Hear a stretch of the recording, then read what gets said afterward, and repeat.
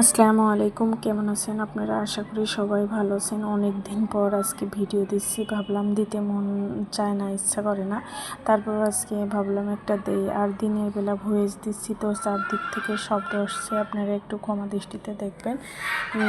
একটা খাসি নিজেরাই ছাদে জবাই করে করা হয়েছে।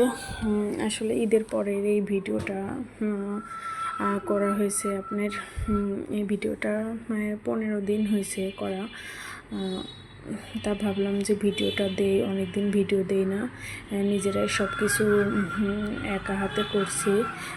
আমার একটা দেওর আছে, আর আমরা এইভাবে সবাই একসাথে কাজ করলে আসলে কাজগুলো সহজ হয়। আর একদম বিকালে আসরের আজানের পরে তো সন্ধ্যা হয়ে যাবে, ভাবলাম ভিডিওটা একটু কষ্ট করে এডিট করে দেই। এখানে সব কিছু এক এক করে সরাই নেওয়া হচ্ছে। আর আসলে আমার হাজব্যান্ড সময় পায় না, কেনাকাটা আসলে ঝামেলা সব কিছু, তাই ছুটি যেদিন থাকে সেদিন বাজার করা হয়।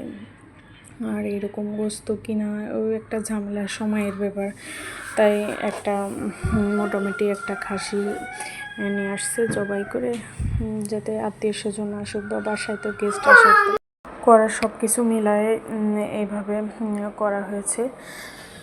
নিজেরাও খেতে লাগে, তারপরেও সবাই আসলে পরে হয়। এখানে যাই গোশ হয়েছে, মাশাল্লাহ গোশ হয়েছে।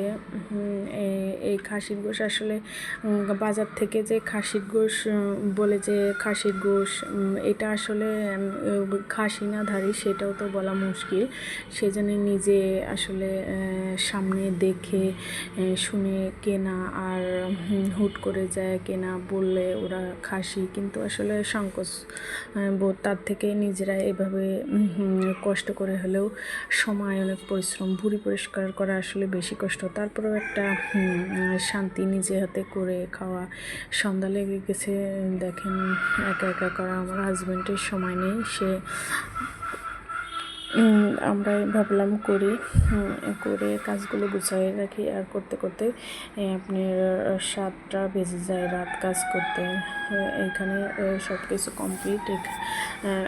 3 কেজি গোস্ত রান্না করব, আর 3 কেজি উঠাইছি গোস্ত রান্না করার জন্য, আর এইটুকু ফ্রিজে রাখবো। এখানে মাথা আর পাটা এক জায়গায় রেখেছি, আর গোস্ত ভুঁড়িটা নাড়ি পরিষ্কার করেছি, আর ভিতরের যে অংশটা সেটা পরিষ্কার করে নিয়ে আসলে অনেক রাত হয়ে গেলো, ভাবলাম যে এটা পরে পরিষ্কার করব। আর ভুঁড়ি পরিষ্কার করা কিন্তু সহজ, ফ্রিজে রেখে দিলে 2 দিন পরে করা যায়।